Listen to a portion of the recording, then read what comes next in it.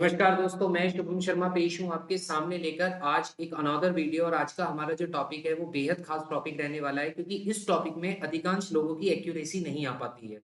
तो मैं आपको इस टॉपिक पर 3 क्लासेस देने वाला हूँ, जिसके बाद आपकी एक्यूरेसी पहले के मुकाबले बहुत-बहुत अच्छी होती चली जाएगी।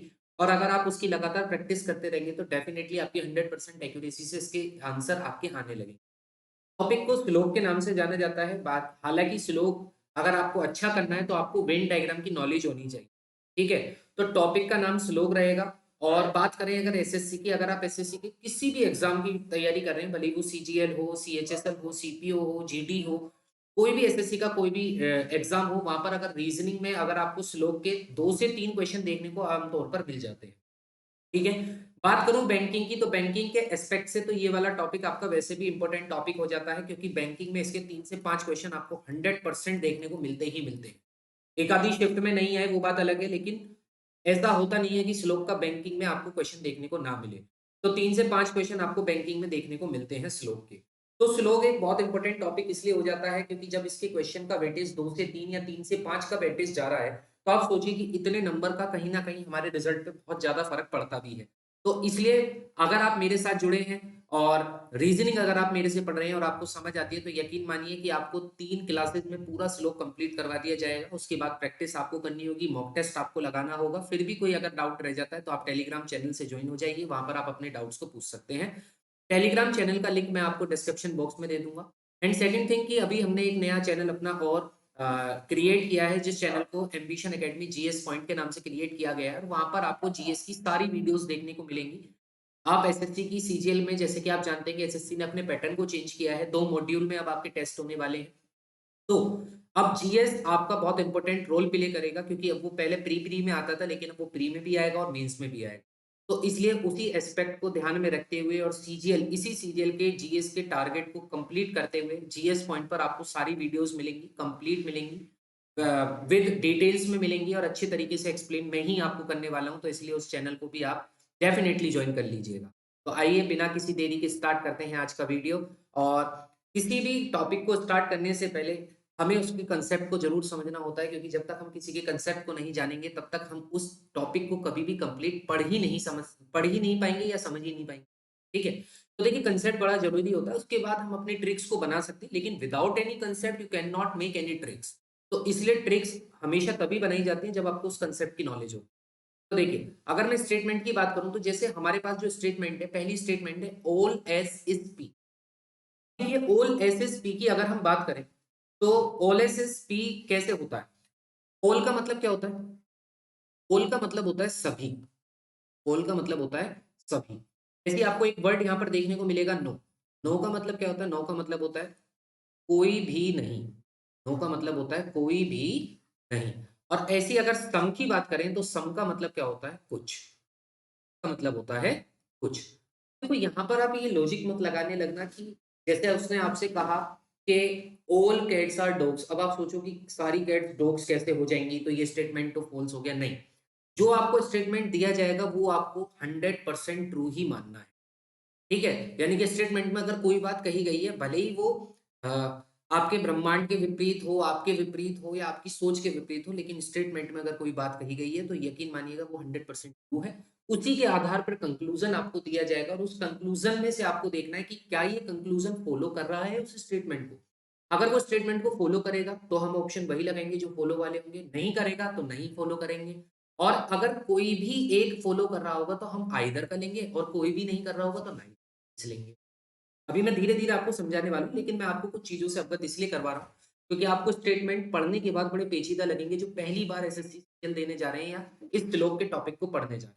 तो स्टेटमेंट पढ़ने के बाद आप सोचेंगे कि क्या ऐसी चीज़ भी पॉसिबल है, तो आप उस पॉसिबिलिटी को थोड़ी देर के लिए दिमाग से हटा दीजिएगा। जो स्टेटमेंट में दिया जाएगा, वही बात सत्य होगी और उसी के आधार पर कंक्लूज़न को सत्य या असत्य बैठाना होगा। ठीक है? तो देखिए, हमारे पास 3 बातें होती हैं, एक ऑल होता है, एक नो होता है और एक सम होता है। ऑल का मतलब होता है सभी, नो का मतलब होता है कुछ भी नहीं और सम का मतलब होता है कुछ। तो जब हम ऑल की बात करते हैं, तो ऑल का मतलब है कि सभी। अब देखो, यहाँ पे लिखा हुआ है ऑल एस इस पी, का मतलब क्या है कि सभी के सभी एस क्या हैं? पी हैं।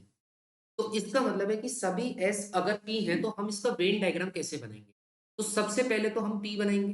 क्योंकि पी के उसने कहा सभी एस पी हैं, तो यानी कि सबसे बड़ी कैरेक्टर किसकी है? सबसे बड़ी कैरेक्टर पी की है, क्योंकि पी के जितने अंदर आएंगे वो सब एस आ जाएंगे। ठीक है, उसने बोला सभी एस पी हैं, तो सभी के सभी एस पी हैं, तो इसका मतलब पी बहुत बड़ा है, जिसने अपने अंदर एस को भी समाया हुआ है। तो पी अगर बड़ा है तो पी का बड़ा गोला बनाएंगे और एस को इसके अंदर बंद कर देंगे, एस को इसके अंदर बंद कर देंगे। तो इसका मतलब क्या हो गया कि सभी के सभी एस पी है, तो सभी के सभी एस किसके अंदर आ गए? पी के अंदर आ गए। अगर इसमें बात कही होती सभी के सभी पी एस है, तो फिर एस बड़ा हो जाता और पी उसके अंदर से। तो कभी भी अगर ओल की आपसे बात करी जाएगी तो ओल का मतलब यही होता है कि आपको ये पढ़ना होता है कि उसमें किसको किसके अंदर रखना है। जैसे यहाँ पर लिखा हुआ था ओल एस एस पी, अब इसको याद करने का तरीका आप ऐसे कह सकते हैं कि ओल के बाद जो लिखा हुआ होता है वो हमेशा छोटे गोले में होगा। ओल के बाद जो भी लिखा हुआ होगा वो हमेशा छोटे गोले में होगा, और जो दूसरा आपको दिया होगा एलिमेंट वो हमेशा बड़े गोले में। याद रखेंगे बात। ओल के बाद जो भी लिखा हुआ होगा वो छोटे गोले में होगा, और दूसरा एलिमेंट हमेशा बड़े गोले में। तो ओल के बाद एस था, एस को छोटे गोले में रख दिया, और दूसरा एलिमेंट पी बचा तो पी को बड़े गोले में बना दिया। तो पी के अंदर एस है, ठीक है, पी के अंदर एस। ऐसे अगर मुझसे कह देता कि ओल बी आर ए, अगर स्टेटमेंट होता ओल बी आर ए, तो मैं कैसे करता? तो मैं करता कि अब मेरे को देखो ओल के बाद क्या लिखा हुआ है बी, तो यानी कि बी का छोटा गोला होगा और ए का बड़ा गोला होगा। सबसे पहले बड़े गोले को बनाया ए, और ए के अंदर किसको डाल दिया? बी को। तो सभी के सभी बी ए होंगे, सभी के सभी बी ए होंगे। अब अगर हम क्वांटिटी की बात करें तो यूनिवर्सल क्वांटिटी है, सारी चीज बात सत्य कही गई है। यूनिवर्सल का मतलब है कि संपूर्ण को संपूर्ण के अंदर डाल दिया। क्वालिटी की बात करें तो अफर्मेटिव है, अफर्मेटिव का मतलब है कि पॉजिटिव सेंस है, कोई भी नेगेटिव सेंस नहीं है। उसने बोला है कि जो सारा एस है ना वो बी के अंदर समाया हुआ है, तो उसने बात होने की करी है ना कि ना होने की करी। तो जब कोई चीज होने की है तो पॉजिटिव चीज है, ये यानी कि यहाँ पर अफर्मेटिव सेंस आएगी। डिस्ट्रीब्यूटेड की बात करें तो यहाँ पर केवल एस की बात ही करी गई है। उसने यही तो कहा है कि सभी का सभी एस पी है, या पी के बारे में कोई बात कही नहीं। केवल उसने जो कहा वो यही कहा कि सभी के सभी एस पी के अंदर हैं, तो यानी कि यहाँ पर जो डिस्ट्रीब्यूशन है वो सिर्फ एस का दिया गया। ठीक है जी। अब कन्वर्स का मतलब क्या होता है? अब इससे आप जो ये स्टेटमेंट आपको दिया जाता है ओल एस एस पी, इससे आप कन्वर्स क्या कर सकते हैं? इससे आप इसका और विपरीत अर्थ क्या भी निकाल सकते हैं, दूसरा उल्टा अर्थ क्या हो सकता है? देखो, जब सभी एस पी है तो पी का कुछ हिस्सा तो एस नहीं कवर्ड कर लिया। ध्यान से देखो, ये कुछ हिस्सा तो पी का, ये पी का ही तो हिस्सा था, जिस पर आकर कौन बैठ गया? एस बैठ गया।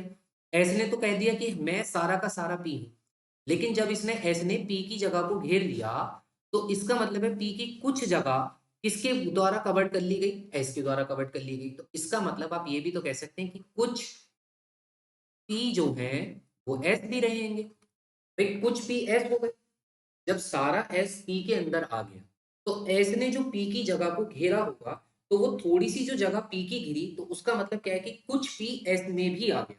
तो इसलिए इसका जो स्टेटमेंट का कन्वर्स होता है वो होता है सम पी इज एस, यानी कि कुछ पी एस है, कुछ पी क्या है? S। ठीक है। तो कभी भी अगर आपको ओल का स्टेटमेंट दिया जाएगा तो वहां से आप हमेशा याद रखना, वहां से सम का कन्वर्स निकल सकता है। क्या निकल सकता है? सम का कन्वर्स। मैं फिर दोबारा आपको समझा देता हूं। जैसे उसने कहा कि ओल एस एस पी, सभी के सभी जो एस हैं वो किसके अंदर है? वो पी के अंदर है। तो पी तो पूरा था ना, पी का ये वाला पोर्शन किसके द्वारा कवर्ड कर लिया गया? एस के द्वारा कवर्ड कर लिया गया। इसका मतलब है कि कुछ पी का पोर्शन एस ने घेर लिया। कुछ किसका पोर्शन? पी का। तो कुछ पी का पोर्शन एस ने घेर लिया, तो यानी कि जो कुछ पी है वो अब एस पी है। इसका मतलब है कि सम पी इज एस।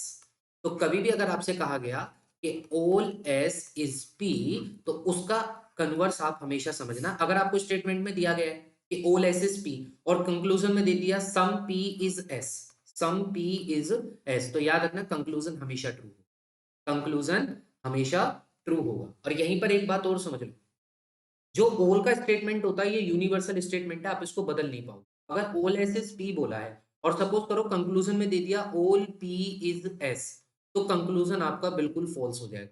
क्यों? क्योंकि सभी के सभी एस पी के अंदर है, तो सब सभी के सभी एस पी के अंदर है, तो सभी पी एस के अंदर नहीं आ सकते। तो ओल का स्टेटमेंट जो होता है उसमें अगर एलिमेंट रिवर्स कर दिए जाएंगे तो कंक्लूजन हमेशा फॉल्स हो जाएगा, कंक्लूजन हमेशा फॉल्स हो जाएगा। ठीक है, बात आ रही है समझ? चलिए, अभी आगे मैं आपको सारी चीजें समझाने वाला हूं।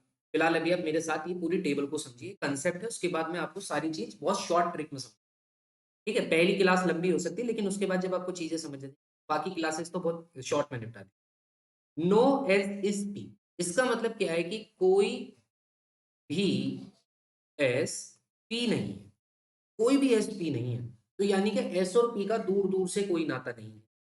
एस अपने रास्ते है और पी अपने रास्ते, क्योंकि उसने कह दिया एस का पी से कोई लिंक नहीं है, तो नहीं है तो साफ नहीं है। तो जब भी कोई नो की सेंस निकलती है, तो नो की सेंस को हम हमेशा ऐसे क्रॉस करके दिखा देते हैं कि इन दोनों एलिमेंट का एक दूसरे से कोई भी रिश्ता नहीं है। तो कोई भी एस पी नहीं है, तो इसका मतलब कोई भी पी एस पी नहीं होगा। इसका कन्वर्स हो गया, देखो ये रहा, कन्वर्स भी उल्टा हो गया कि कोई भी पी एस पी नहीं होगा। भाई जब कोई एस पी ही नहीं हो सकता, तो कोई भी एस बी तो नहीं हो सकता। तो अगर आपको स्टेटमेंट में दिया गया है नो एस इज पी और आपको कंक्लूजन में दे दिया गया नो पी इज एस, तो याद रखना ये कंक्लूजन हमेशा ट्रू होगा। जबकि ओल का कन्वर्जन ट्रू नहीं होता। अगर ओल के एलिमेंट चेंज हो जाते हैं तो उसका कंक्लूजन फॉल्स हो जाता है ना? हमने पढ़ा था ना ओल का कंक्लूजन, जैसे ओल एस इज पी लिखा हुआ है, अगर ये स्टेटमेंट है और कंक्लूजन में लिख दे ओल पी इज एस, तो मैंने आपको बताया था ये स्टेटमेंट कभी भी ट्रू नहीं। ओल में एलिमेंट अगर चेंज हो गया तो कंक्लूजन फॉल्स है, लेकिन नो में एलिमेंट अगर चेंज हो जाता है तो कंक्लूजन ट्रू होता है, क्योंकि नो का मतलब है कि कोई चीज 100% है ही नहीं। तो एस का पी से कोई लेना देना नहीं है।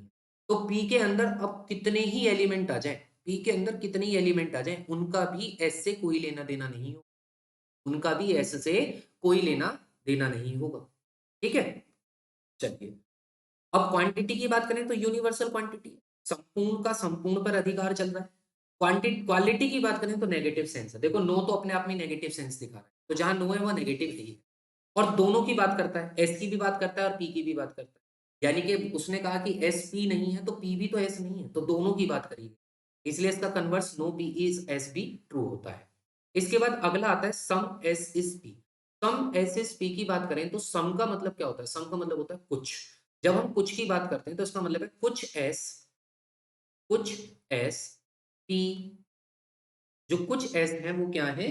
पी है। तो जब भी आपको कुछ वाली बात होती है तो कुछ का मतलब होता है कि सारा तो नहीं है लेकिन कुछ पोर्शन है। तो हम ये कहेंगे कि एस ये रहा, ठीक है? और पी यहां पर बना दी। तो पी और एस का कुछ पोर्शन एक दूसरे के साथ कन्वर्स कॉमन है। तो ये वाला वो पोर्शन है जो कुछ एस पी है, तो कुछ पी एस भी होंगे, तो कुछ पी एस भी होंगे। होंगे या नहीं होंगे? बताओ। आपसे कहा गया है कि कुछ एस पी है, तो कुछ एस पी केवल ये वाले एस जो है ये पी, ये वाले जो एस है ये क्या है? पी है। तो इसका उल्टा भी तो कह सकते हो, तो कुछ पी एस के अंदर भी है। भाई जब कुछ एस पी के अंदर है तो कुछ पी जो है वो एस के अंदर भी तो है। तो इसका कन्वर्स आपका उल्टा भी पॉसिबल है। तो उल्टा कन्वर्स किसका पॉसिबल नहीं है? सिर्फ ओल वाले स्टेटमेंट। ओल में जो भी चीज लिखी हुई होती है आप उसके एलिमेंट को कभी भी चेंज नहीं कर सकते। ये बात याद रखिएगा, नो का भी एलिमेंट चेंज हो जाता है, सम का भी चेंज हो जाता है। ठीक है? लेकिन कभी भी ऑल का एलिमेंट चेंज नहीं होगा, कंक्लूजन वो हमेशा फॉल्स बन जाएगा। ठीक है? अभी ये जो चौथा स्टेटमेंट है इसको हम नेक्स्ट वीडियो में कवर करेंगे, क्योंकि सम यस इज नॉट पी वाला हम नेक्स्ट वीडियो में कवर करेंगे। फिलहाल हम 3 पर बात करते हैं, ऑल, नो और सम। हम पहले कंसेप्ट को बिल्ड करेंगे, उसके बाद आगे बात करेंगे। देखो, जैसे मैंने आपसे कहा था ऑल ए आर बी, सभी के सभी ए जो है वो बी है। देखो यहाँ पर थोड़ी सी गड़बड़ हो गई है, यहाँ पर इसको कर लो ऑल बी आर ए। मैंने आपसे कहा था कि ओल के बाद जो लिखा हुआ होता है वो हमेशा छोटे गोले में होता है, ये रहा छोटा गोला, और जो दूसरा एलिमेंट होता है वो हमेशा बड़े गोले में होता है। तो सभी के सभी जो बी हैं वो ए हैं। तो बताओ यहाँ से एक चीज आपको क्या पता चल रही है? तो कुछ ए, ये तो ए था ना, ये पूरा पोर्शन ए का था। देखो मैं इसको दूसरे कलर से करता हूं। ये पूरा पोर्शन ए का था, ये कंप्लीट। और इस पूरे पोर्शन ए में आकर किसने अपना दबाव बना लिया? किसने? बी ने। तो बी ने कुछ हिस्सा तो ए का घेर लिया ना। तो आप यहां पर ये भी तो कह सकते हो कि सम ए आर, तो हम ये भी कह सकते हैं कि कुछ ए बी भी होंगे, कुछ ए बी भी होंगे, क्योंकि सारे के सारे बी ने किसको घेर लिया है? सारे के सारा बी ने ए के अंदर अपनी जगह बना ली। तो ए का कुछ पोर्शन अब बी के अंदर भी आ गया है, तो इसलिए some A are B is true. लेकिन क्या क्या all A are B true होगा? बताओ जरा, क्या all A are B true होगा? नहीं। अभी मैंने आपसे बोला था अगर ऑल के एलिमेंट चेंज होकर कंक्लूजन में मिले, जैसे स्टेटमेंट तो था ऑल बी आर ए और कंक्लूजन मिला all A are B, element change हो गया तो हमेशा इसका कंक्लूजन फॉल्स। हमेशा इसका कंक्लूजन फॉल्स होगा। आप लिखते रहिएगा अपनी कॉपी में, ठीक है?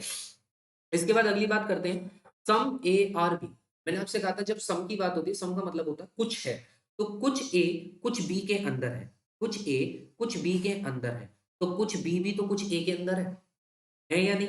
तो सम ए आर बी से हम ये भी कह सकते हैं कि सम बी आर, ये बात भी आप यहां से कह सकते हैं। तो ये स्टेटमेंट हमेशा क्या हो जाएगा? ट्रू हो जाएगा। क्या हो जाएगा? ट्रू हो जाएगा। ऐसे ही जब हम नो की बात करते हैं, तो नो में मैंने आपसे कहा था, नो का मतलब होता है कि किसी का किसी से कोई रिश्ता नहीं है। तो नो ए आर बी का मतलब क्या है कि कोई भी ए कभी भी बी नहीं हो सकता। तो इसका मतलब कोई भी बी कभी भी ए नहीं हो सकता। जब कोई ए बी ही नहीं हो सकता, तो कोई बी भी ए कभी नहीं हो सकता। फिलहाल अभी हमें ये 3 ही स्टेटमेंट आपने कवर्ड करने हैं, क्योंकि इसी पर ही एडवांस पर जाया जा सकता है। यही आपका सबसे पहला कांसेप्ट होता है, ऑल, सम, नो। तीनों चीजों से अवगत हो जाए, ठीक है? तो स्टार्ट करते हैं अपना पहला क्वेश्चन। तो जिसको अभी तक कुछ चीजें समझ नहीं आई है, वो आधे से ज्यादा चीजें आपको इन क्वेश्चन में समझ आएगी। देखो, हमारे पास लिखा हुआ है ऑल मैन आर डॉग्स। मैंने आपसे कहा था कि आप इसकी सेंस पर मत जाइएगा, ठीक है? कहीं आप कहो कि सारे आदमी कुत्ते हैं, नहीं।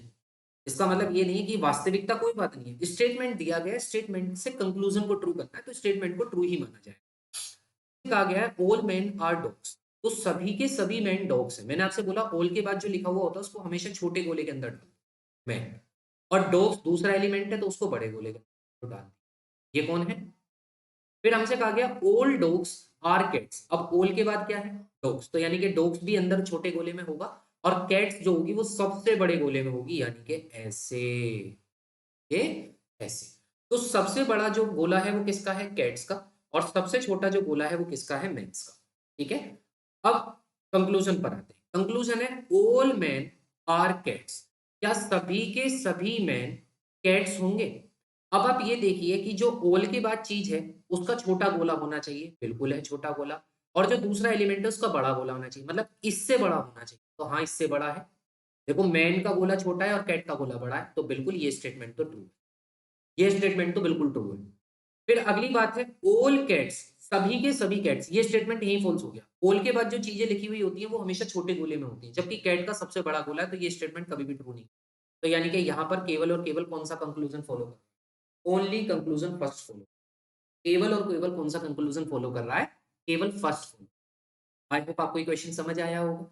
नहीं समझ आया, वीडियो को फिर दोबारा से बैक जाकर देखिए, आपको पक्का आपको ये क्वेश्चन समझ। बस आपको याद रखना है ओल के बाद वाला गोला छोटा होगा और दूसरा एलिमेंट हमेशा बड़ा होगा, ठीक है? चलो, जिसको पहले समझ नहीं आया पहला क्वेश्चन, वो यहाँ समझ जाएगा। ऑल पेन आर रूट्स, सभी के सभी पेन रूट्स है। मैंने आपसे बोला ऑल के बाद जो चीज लिखी हुई थी उसको छोटे गोले में बनाओ, और जो दूसरा एलिमेंट है उसको बड़े गोले में बनाओ। ये लिख दिया रोड।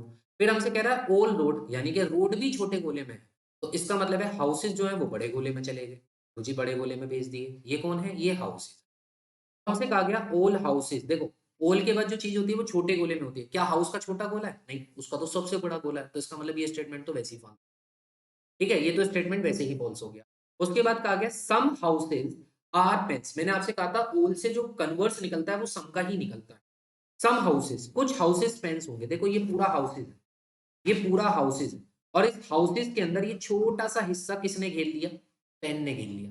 तो पूरे हाउसेज के गोले में एक छोटा सा हिस्सा पेन ने घेर लिया। तो आप ये भी तो कहोगे कि कुछ हाउसेज पेन के द्वारा घेर लिए गए, तो हम कहेंगे some houses are pen, some houses are pen, ठीक है? तो यानी कि ये स्टेटमेंट तो ट्रू है। इस बारे में तो मैंने अभी आपको बताया भी था कि ऑल से सम की सेंस निकलती है, तो यानी कि यहाँ पर कौन सा स्टेटमेंट ट्रू है? केवल कंक्लूजन सेकंड ट्रू, केवल कंक्लूजन सेकंड ट्रू है। आई होप आपको ये क्वेश्चन भी समझ आया। उसके बाद अगला क्वेश्चन आता है, देखो इसको आप खुद करके भी देख सकते हैं, वीडियो को पॉज कीजिए, खुद करिए, ठीक है? खुद करने की कोशिश कीजिए, उसके बाद मेरे साथ मैच कर लीजिए। देखिए, फिर आ गया all water is divine. All के बाद जो भी चीज होती है उसको छोटे गोले में डाल डाल दिया।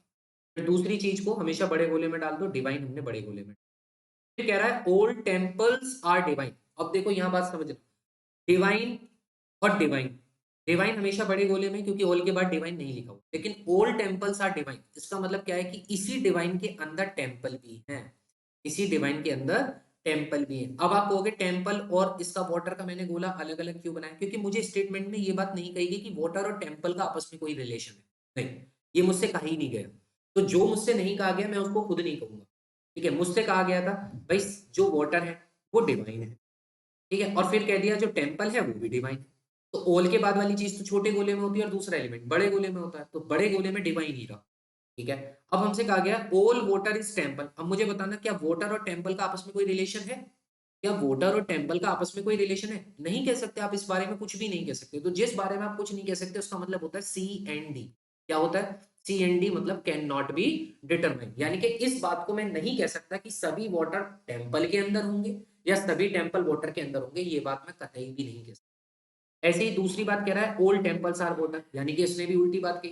भाई पहले कहा गया क्या सभी वाटर टेम्पल होंगे? हमें नहीं पता।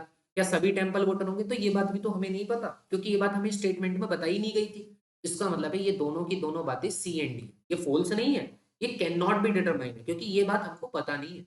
फॉल्स तो वो होता है जिसके बारे में हम श्योर होते हैं कि ये चीज हो ही नहीं सकती।